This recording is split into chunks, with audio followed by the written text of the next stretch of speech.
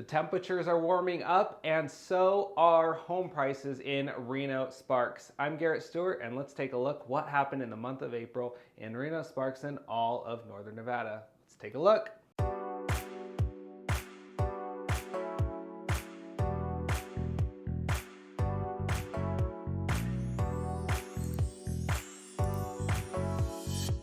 Like I hinted, prices are up. For median home price in Reno-Sparks went up to $540,000, up from March of $527,000, basically $528,000. You look at where we were last time we were up to this point, and it was basically November of last year. So we took a little bit of time, 5 months essentially, to get back up to that point. Our price is going to continue to rise. Right now, it's looking pretty good, but we'll have to keep watching every single month to see what happens. Don't forget to hit that subscribe button, and don't forget to hit that like button below. It really helps me out. Like I said, the market is still heating up and continues to heat up with median days to contract to 12 days. That's right. From the day you put your house on the market to the day you accept an offer, the median number is 12 now. We haven't seen that since basically May of last year, when it was 7, jumped from 7 to 14 from May to June, but pretty phenomenal drop from where we were just a few months ago. But looking at your price point, how fast are homes selling? And wow, I think I might have to readjust these numbers for next month to, they're getting so low. Look at that, 5 days to contract for the $300,000 to $400,000 price. So if you're looking in below $400,000 right now, I mean, your homes are, by the day it hits the market, you've got to be looking at it within a day or two, or there's a good chance that it could be off market pretty quickly. So look at all the others, and they've all reduced from last one. And even that 1 to 1.5 million dropped a significant amount. If you remember last month, we had saw that was the one that actually went up versus the previous month. So now finally readjusted and back down to kind of where all the others are as well. So pretty phenomenal stuff. That under $1 million, most homes are selling in less than 2 weeks. Wow. And our issue with all of this and what is driving home prices upwards still, what's keeping that days to contract so low, is low inventory. Look at that, 591 days. Our inventory dropped again. Even though new listings did go up, it was not enough to outpace everything else. So we did see that drop more. Traditionally, we normally see our inventory start to go up for the spring market. So we're going to talk a little bit more about my theory on that in a little bit, but that is what I truly believe, what's kind of almost keeping the market in a positive way. And again, we'll stay tuned because we're going to be talking about that in just a minute or two. So based on buyer demand and inventory out there, this is going to kind of help us come up with the month supply of inventory. And what that looks like is 1.6 months. You see it kind of went up just slightly, and that's just based on the buyer demand. Even though we have prices going up and a lot of buyers coming in, based off that, it went up just a little tick up to 1.6, but almost the same. Here's one showing you a little bit more by price point, what month supply of inventory. So what's so interesting is that we're seeing those ones go up a little bit on some of these price points. So we saw 1 to 1.5 million went from 3.2 to 3.8 versus, but the $500,000 to $600,000 range actually went from 1.5 to 1.4. So kind of some interesting fluctuations there, and just kind of depends on the demand. But honestly, demand is still there. It might not be as much as we had just 1-2 years ago, but there are still buyers out there, and they're looking for a home, and there's not enough of them. So where are we going in the market? Are we going to continue our upward sales and stuff? And what we can see here is pending sales did go up just slightly, kind of starting to almost flatten out a little bit, 378 to 387 now to 400. You can see the last few months. Compared to last year, it went from March from 505 to 533, and that's where it almost peaked minus later on that summer. But You can see there, we're a bit down from where we were last year. Now, interest rates were a bit lower a year ago than they are today. And I think that's obviously one of the biggest factors within this, but still showing some good strength in our market. And like I wanted to discuss is what is causing this shortage of inventory with causing prices to go up and homes selling faster. Well, honestly, I believe it's the interest rates that homeowners currently have on their home. They don't want to give it up. Look at that. If you look at the red ones there, more than 80% of these people have less than a 5% interest rate on their home. So if they had to sell to purchase another property, they'd be giving up a 4%, maybe a 3%, who knows, maybe even a 2-point-something% interest rate to purchase something else.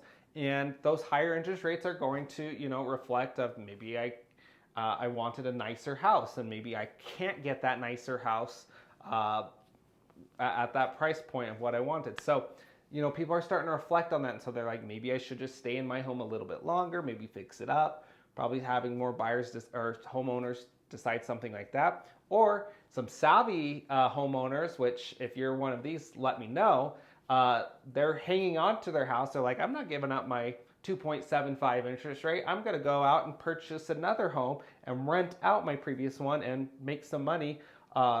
And utilize that low interest rate, which I think go for it if you can do that. If you need a referral to a lender to see if you qualify for that, let me know, and I can get you connected with someone here locally and see if you can make those numbers work too. But I see some great opportunity with that to get some investment properties going, right?